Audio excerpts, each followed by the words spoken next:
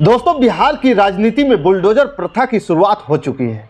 जब से नई सरकार आई है तभी से प्रतिदिन मीडिया में खबरें भी आ रही है, सभी जगह से बुलडोजर एक्शन की तस्वीरें भी आ रही है और उस तस्वीर में आप यह भी देख रहे होंगे कि लोग जो पूरी जीवन की कमाई का घर, मकान, दुकान बनाने में जो लगा देते हैं, बस एक झटके में सब साफ हो जाता है। एक एक ईंट जोड़ते हैं जिसमें मेहनत पसीने की कमाई लग जाती है और वो पसीना वाला पैसा, वो ईमानदारी वाला पैसा जो जिससे घर द्वार दुकान बनाया हुआ होता है, जिसमें गरीबों के सपने होते हैं और जिस सपने को लेकर के वो अपने आगे की जीवन की कल्पना करते हैं, उसे एक झटके में समाप्त कर दिया जाता है। देखिए, ये बुलडोजर प्रथा यूपी से निकलकर अब बिहार में अपना पांव पसार चुकी है। जैसा कि आप देख रहे हैं लोगों की किस तरह से अतिक्रमण करने वाले की छाती पर बुलडोजर चलाया जा रहा है। अब ये 100% सही नहीं है कि अतिक्रमण केवल गरीब कर रहे हैं। अतिक्रमणकारी एक गिरोह बन चुका है। गरीबों को आगे करके बड़े बड़े भूमाफिया, या नए शब्दों में इसे अतिक्रमण माफिया कह सकते हैं, क्योंकि ये अतिक्रमण केवल उस मकान, दुकान और जीविकोपार्जन के लिए नहीं है। अतिक्रमण के जरिए एक बड़ा साम्राज्य खड़ा करने की कोशिश की जा रही है। अतिक्रमण माफिया शब्द सुनने में आपको थोड़ा अटपटा लग रहा होगा कि ये क्या बोल रहे हैं, कुछ भी बोल रहे हैं, लेकिन जब आप इसकी गहराई में जाएंगे तभी पता चलेगा कि ये कितना सुनियोजित तरीके से चलाया जा रहा है। यह अतिक्रमण माफिया जो है गया जी जिला के अंतर्गत बोधगया में किस प्रकार से अपनी पांव पसार रहे हैं, कैसे अतिक्रमण गिरोह बनते जा रहे हैं, अगर इस वीडियो के अंत तक बने रहिएगा तभी आपको समझ में आएगा। दोस्तों, बोधगया अंतर्राष्ट्रीय स्थल है। भगवान बुद्ध को यहाँ ज्ञान की प्राप्ति हुई थी, इसलिए देश विदेश से लोग यहाँ आते हैं।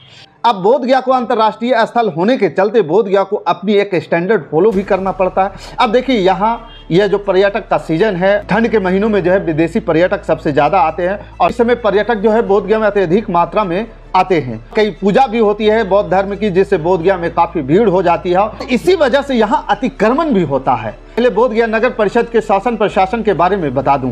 बोधगया नगर परिषद की सभापति ललिता देवी हैं और उनके पति विजय कुमार मांझी हैं, जो भारतीय जनता पार्टी के गया जिला के पूर्वी जिला अध्यक्ष हैं। बोधगया नगर परिषद के द्वारा अतिक्रमण हटाने के लिए एक मुहिम चलाया गया है, जो 28 तारीख को शुरू हुआ और उस दिन मैं पूरे दिन खड़े होकर के अतिक्रमण कैसे हटाया जाता है, किस तरह से बचाया जाता है और अतिक्रमण माफिया का गिरोह कैसे चल रहा है, इन सारी चीज़ों को मैंने समझने का प्रयास किया। बहुत करीब से मैंने इसको देखा और समझा। वही बात आप लोगों के साथ में साझा कर रहा हूँ। अतिक्रमण हटाने की जो टीम है उसमें अंचलाधिकारी मुख्य भूमिका निभा रहे थे। बोधगया के चंद्रशेखर जी अंचल अधिकारी हैं और अभी वो जो है नए नवेले अधिकारी हैं। वहाँ पर बोधगया के बारे में उनकी ज़्यादा जानकारियाँ अभी नहीं है, फिर भी अधिकारी होने के तौर पर वहाँ पर पूरी तरह से डटे रहे और हटाने की पूरी कोशिश कर रहे थे। और उनके साथ नगर परिषद के अभी प्रशिक्षु IAS अधिकारी जो है एक मौजूद थे और साथ ही कार्यपालक पदाधिकारी नगर परिषद बोधगया के भी मौजूद थे। उनके साथ जो बड़े तमाम छोटे बड़े कर्मचारी भी ड्यूटी पे लगाए गए थे, वो सारे लोग मौजूद थे। अब यहीं से आपको समझ में आएगा किस प्रकार से बोधगया को अतिक्रमण मुक्त किया जा रहा है या अतिक्रमण युक्त किया जा रहा है। ये अस्थायी अतिक्रमण को हटाया जा रहा है, अस्थायी अतिक्रमण को बढ़ावा दिया जा रहा है। ये तमाम मुद्दों पर अभी हम चर्चा करेंगे। मुझे एक बात यह समझ में नहीं आया, जब मैं वहां पर खड़ा था तो ये देख रहा था कि CO साहब यानी कि अंचल अधिकारी बोल रहे थे कि पूरा के पूरा हटाना है। वही नगर परिषद के छोटे छोटे जो कर्मचारी हैं दुकानदारों से मुस्कुराते हुए बोल रहे थे पूरा नहीं हटाना है, थोड़ा सा मोड़ लीजिए, थोड़ा सा मोड़ लीजिए, बाकी हम लोग चले जाएंगे तो फिर आपको जहां लगाना है वहां लगा लीजिएगा। अभी CO साहब हैं, अभी थोड़ा सा मोड़ लीजिए, अभी कार्यपालक साहब हैं, थोड़ा सा मोड़ लीजिए। जब हम लोग चले जाएंगे फिर आप वहीं आ जाइएगा। अभी साहब हैं, बात मान लीजिए। एक अधिकारी को यह भी नहीं समझ में आ रहा है कि हम जो आदेश दे रहे हैं उस आदेश का पालन किस लेवल से हो रहा है, उस आदेश का मजाक बनाया जा रहा है। अब सवाल ये उठेगा कि मैं कैसे इस बात को बता रहा हूं। मैंने ये देखा है, मैंने अपनी कानों से सुना है और वहां पे जो भी चीजें देख रहा था मैं दिन भर खड़े होकर के इस बात को देखा है।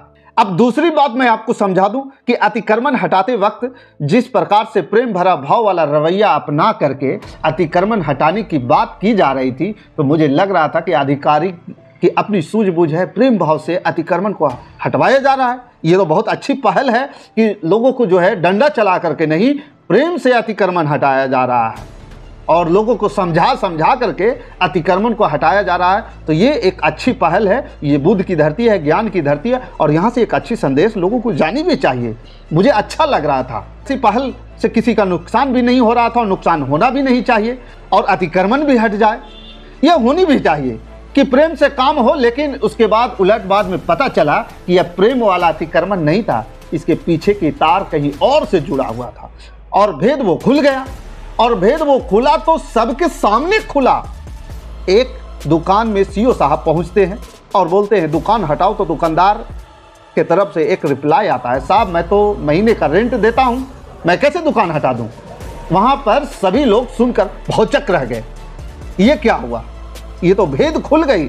और जितने भी आपको मैं बता दूं कि वहां पे नगर परिषद के जितने भी कर्मचारी थे ना, वो सारे कर्मचारी कोई इधर मुंह लेके भाग रहे हैं, कोई उधर मुंह लेके भाग रहे हैं, कोई मुंह नीचे कर रहे हैं, सब के सब जो है उनके काले चिट्ठे खुल गए। अब बेचारे सीईओ साहब करे तो क्या करे। वो दुकानदार जिसको रेंट देता था उसका नंबर भी दिया कि भाई साहब हम इसको रेंट देते हैं, उसको जो है लेकर के नंबर को डायल किया गया, लेकिन वो नंबर उठाया नहीं। हालांकि मुझे ऐसा लगता है कि इसकी जानकारी तो नगर परिषद के पदाधिकारी, अधिकारी, कर्मचारी को जरूर होगी, क्योंकि जितने भी उस लाइन में दुकान लगी है वहाँ कोई भी ऐसा दुकान नहीं है जो रेंट नहीं देता है। अब रेंट देता है तभी उसकी दुकान लगती है, और हर महीने रेंट देता है, इसलिए उसकी दुकान वहां पर सही सलामत लगी रहती है। अब यहीं से शुरू होता है इस कर्मचारी अधिकारी के आगे और दुकानदार के पीछे, यानी कि पर्दे के पीछे कोई एक ऐसा आदमी है जो सारा गिरोह या कर्मकांड कहीं से मैनेज करता है। भैया आपको बोधगया में दुकान लगानी है तो जगह हम देंगे, पैसा इतना लगेगा, महीना में इतना देना होगा, आप दुकान लगाइए और महीने का इतना पैसा देते रहिए। अब ऐसा तो नहीं है कि वह अतिक्रमण माफिया जो है 150 दुकान लगवा करके अकेले सारा पैसा गटक रहा होगा, ऐसा भी नहीं हो सकता है।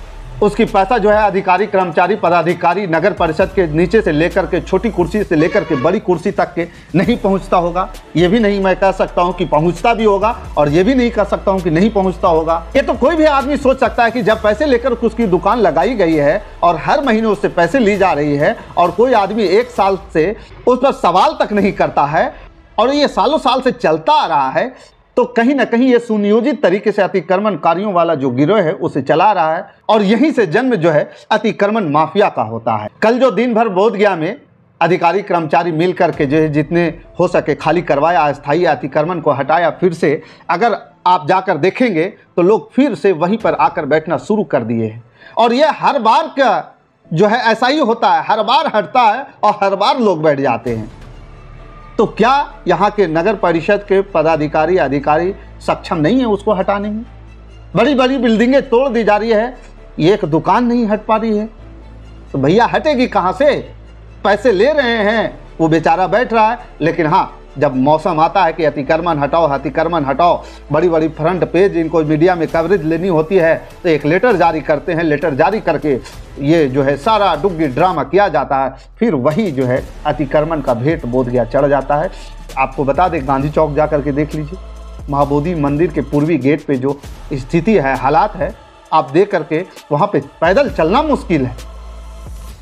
आप बोधगया के जो पुरानी बाजार है, उस बाजार में 4 व्हीलर और मोटरसाइकिल से तो आप जा ही नहीं सकते हैं, और कल्पना भी नहीं कर सकते हैं। अगर बाई जगह अगर कोई आदमी चला गया, मरीज अगर उसमें घुस गया, तो समझ लीजिए कि वही दम तोड़ देगा। ऐसी स्थितियां बन चुकी है। तो बोधगया के हालात बहुत उल्टा हो चुका है। यह खाना पूर्ति कहिए या बुलडोजर एक्शन वाला मजाक कहिए, जो बोधगया में दिखा और दिख भी रहा है। अब सवाल उठता है कि क्या दुकानदारों को जो हटाया जा रहा है वह दुकानदार वहां फिर से नहीं बैठेंगे? फिर क्यों नहीं बैठेंगे? जब पैसा देंगे तो बैठेंगे। बाकी इस खबर के प्रति आपका क्या विचार है, आप हमें कमेंट कर जरूर बताइएगा। हमारे साथ बने रहने के लिए धन्यवाद। जय हिंद, जय भारत।